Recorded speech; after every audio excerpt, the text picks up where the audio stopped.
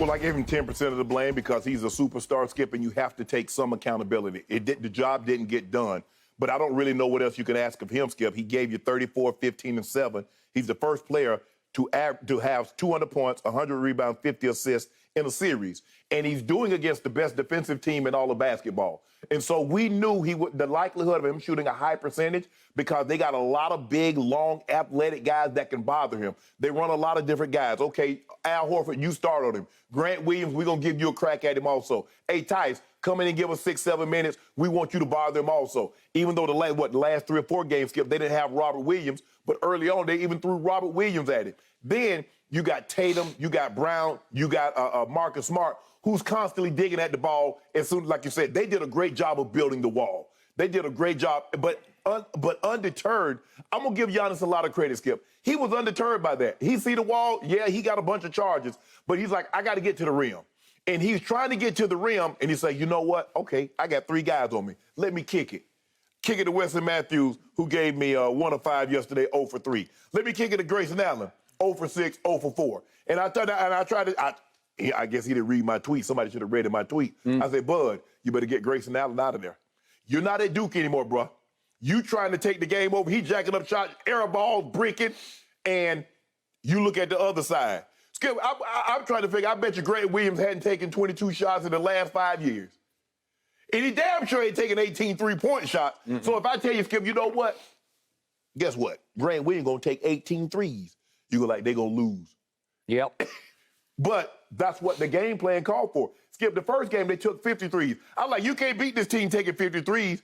And Udoka said, well, with all that size they got, we can't challenge them inside. The 3 going to be wide open. And they did a great job of sometimes the 3 might have been contested. They get one swing, it's a wide open 3. Or they swing it again, and it's an even better look at a 3. I'm going to give the Boston Celtics credit. They did an unbelievable job. And if you get Jason, because Friday night, Skip, you got Tatum gave you 46, who matched Giannis. Giannis 44 and 20. But then you got Marcus Smart, and then you got Brown, who also gave you 20, and Giannis didn't get anybody to come along with him. Now Sunday, you get Tatum, who did most of his damage in the first half, and then you get Grant Williams all of a sudden turning to Steph Curry. He couldn't miss. Peyton Pritchard comes up off the bench and talk about this what I do. What? That's his skill with his skill. One team was like 433. The other team was 22 or 53. You let a team hit 22 threes and you only make 4, you're losing that game. And they lost in the fashion in which they lost because once the second half rolled around, the game wasn't even close in the second half. It wasn't even close. I mean, it was like 5-point lead at the halftime, and next thing you know, it's 15, and they're trying to fight uphill, and then it was 15, 20, 25, 30, and it ended up, I think, like 28 points. But the game was really never that close in the second half, and that's what happened. The better team, you know what? The better player is Giannis. The better team, and I should have, look, after the demolition job that they put together, Skip, against 2 of the greatest offensive forces that we've seen on one team, and they couldn't get a game, we should have given the credit. But I just thought, I said, you know what, Giannis would be enough. But they needed Middleton. They needed that other guy, Skip, because they really couldn't get consistent production from that third guy. Yeah, Holiday played a little better yesterday. He didn't shoot the greatest percentage. He was only, 9 of 21? But he was 0 of 6 from 3. That won't get it done against this team. Okay, it is now my turn. I have had to sit over here for day after day after day after day after day, all season long. It may have gone back 3 seasons for all I can remember, and had to hear you talk about how Giannis is the best player on the planet. And I assume you still think he is the best player. I do absolutely think he's the best player. Okay, what I just witnessed was Boston just knocked off its 2nd straight best player on the planet off his throne or his pedestal, because they did it to KD and they just did it to Giannis. Because you can throw all those big numbers at me that you want to throw. All I know is Giannis, for the 7 games, shot 46% from the floor. Yeah. By his standards, that is atrocious. Because I remind you, against Phoenix last year in the finals, he shot 62% because mostly it was solo 8 on him. They didn't build a wall. 62% versus 46%. His three-point shooting would have its moments, but it fell way off because he ended up making only 25%. He was 7 of 28. It's just not good enough. It's not best player on the planet. But Skip, you can be the best player and not be great at a particular thing. You make it seem like unless you're great at every particular category, rebounding, stealing the basketball, blocking shots, three-point shots, free throws, you can't be the best player. Okay, yeah, KD, all that stuff look good. The three-point shot, the mid-range game. But at what? So what if the ball looks good going in? Kevin Durant can't get downhill like Giannis. He can't post like Giannis. Well, many times Giannis couldn't post like Giannis, especially in yesterday's second half. But I continue. He averaged in 7 games 5 turnovers a game. It's just too many. It's hard to win and overcome 5 a game. And then to your point about offensive fouls, Giannis charges more than a Tesla. Seriously, he just does. He just charges and charges. They call about 2/3 of them, and they let another third of them just go. He wound up with 9 offensive fouls in this series, but he wound up with 21 for the playoffs. 21. Jason Tatum is second on that list in this year's playoffs at 11, and the 21 overall ties the all-time record set by Dwight Howard back in 2009. Remember the run to the finals? Right. When he also had 21, but Dwight had 21 in 23 games. Giannis had 21 in 12 games. Yeah. Well, wait a second. I'm going to say it again. Dwight had 21 in 23. Giannis had 21 in 12. Yeah.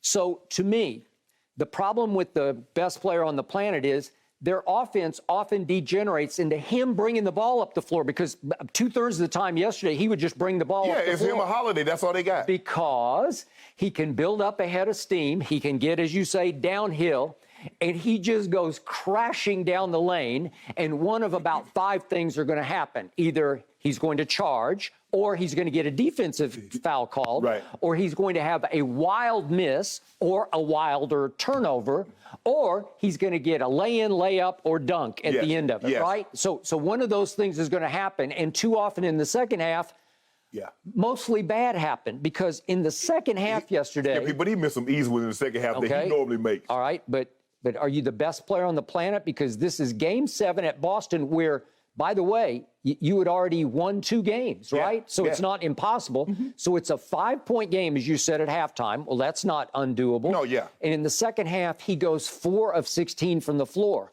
But worse, he was 1 of 10 on contested shots in the second half.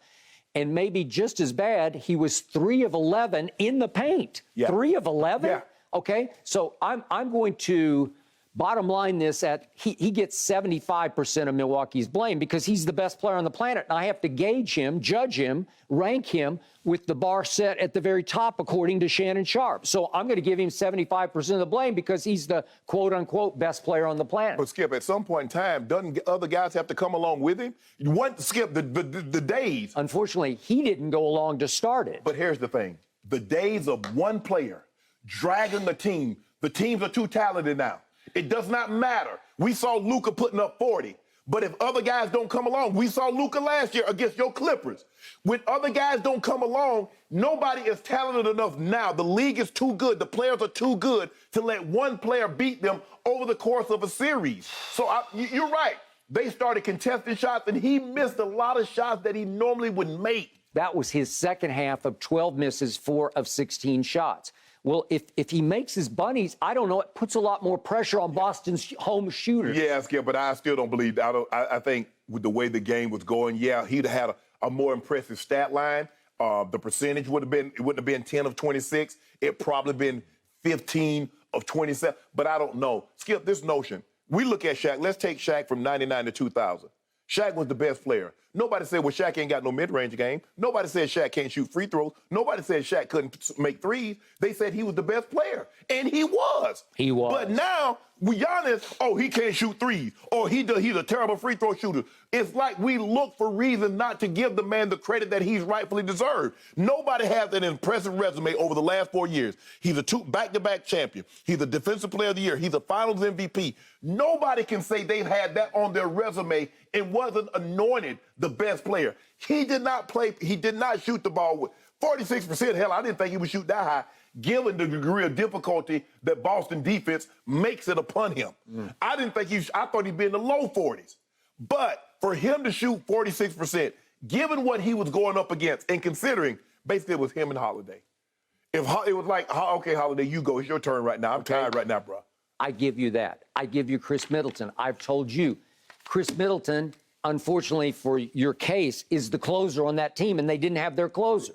And Giannis, if we go back a game, Game 6 or 2 games ago, he made some huge threes, and I give him credit for that because he was trying to be the closer in Game 5, and he pretty much pulled it off. Right. But in the end, if you are the best player on the planet, which I do not believe ever that he was, then you have to close that deal by yourself, and he just couldn't do it. He came up about 6 feet 2 inches tall in the fourth quarter, Skip, in the second half yesterday. The guy gave you 44, 20, and 5, 44, 20, and 6.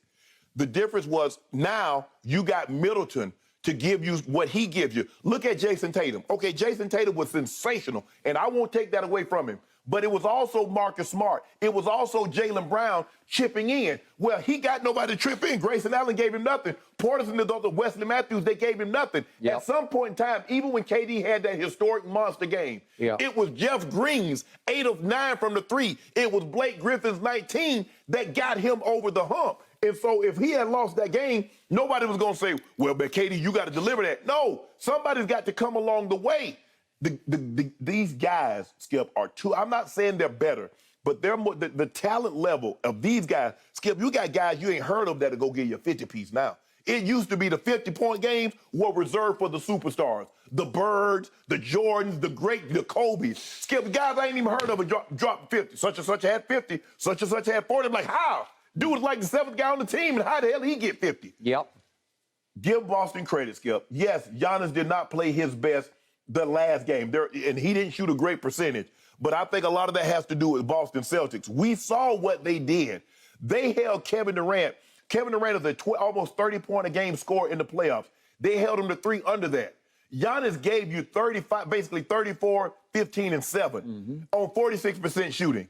And given that the wall was there, and he's not a great outside shooter, for him to get 46 to average what he averaged, they probably had Giannis not been what he was, they would have gotten swept like the team before them. Okay. I will give you also Grant Williams. Who saw that coming? He is capable, but he's also capable of missing every one of them because he made his first one yesterday, and then he missed 5 of his next 6, and you think he's an also-ran, like, stop shooting. Right. And then he keeps shooting because he said everybody kept telling him. He said 15 guys on the bench are telling me, please keep shooting because they're daring you to shoot. Yes. And he winds up making 7 of 18. Well, the percentage isn't great, but when you can make 7, and Jason Tatum wasn't great yesterday, but he was pretty good. The first half, he was sensational. He was, and he ended up making 5 threes, so that helps. And then your little man Pritchard comes off the bench, and he was the one who gave him the voltage and the electricity. He's talking about that's what I do. Okay, well, fine. That is what he does. That's what he does. He believes it, and they believe it, and so he plays a crucial but small role on this team. Skip, I did not think a team that shot as many threes as the Celtics were shooting could beat this team because they shot 50 the first game. And I'm like, that's too many threes. But they said if you look at this height, you look at Portis and you look at Lopez, you look at Giannis. Skip, but another thing. At what point in time does Brook Lopez say, Skip, the first quarter, he's dominating? Inside, they give him the ball. He turned around. He leave his hand up in the air. He leave it there. But then all of a sudden in the second quarter, he want to pop threes. He want to pop outside and shoot threes. Why? Bro, they don't got a guy, the tallest guy on their team is 6'9". You 7'2". Why the hell do you want to shoot threes? Get your big butt down on the block and dominate. He is their DeAndre Ayton. Low motor. Nice guy. Really a nice guy. But no killer in him. So you have to try to keep lighting his fire. Well, he killing his team. He was. I agree. But when he decides, when he has an advantage, he can be lethal in the post because he's just so long and tall. So guess who's up next? My Miami Heat, the team I picked to win it all. Right. Here's what you're up against. You nervous? No, I'm not. Because Miami led the league in three-point shooting and led the league in three-point shooting defense. So all of a sudden, I like that matchup. Boston is much bigger and sort of stronger and more bully-esque than Miami is. But Miami plays hellacious, smart, hard defense. And Jimmy Buckets can be playoff Jimmy. You don't think he's a superstar, but you got it in 6? Yes. Well, why don't you go lower? Well, I mean, you got home court. Yeah, we do have You got home court. Yeah. But it won't last long. Huh. It won't last long. Really? Yeah. Huh. So So whatever you thinking, I want all of it. Do you? If you want 2 cases, 3 cases, 4 cases, I want it all. All you can spare. on the series or on game 1? On the series. I mean, you got some in the shed. You got a couple of my cases in the shed stored up. I got a couple of 90. Yeah. So what would you like on game 1? Make it out of yourself. Yeah, let me. No, I don't want no game 1. I want the series. Oh, I want the series. I like game 1. I like Miami. I know you do like what? They've been all rested up, and the guys still, the Celtics still have that euphoria from knocking off the Bucks. Had to go to Milwaukee and win a game 6.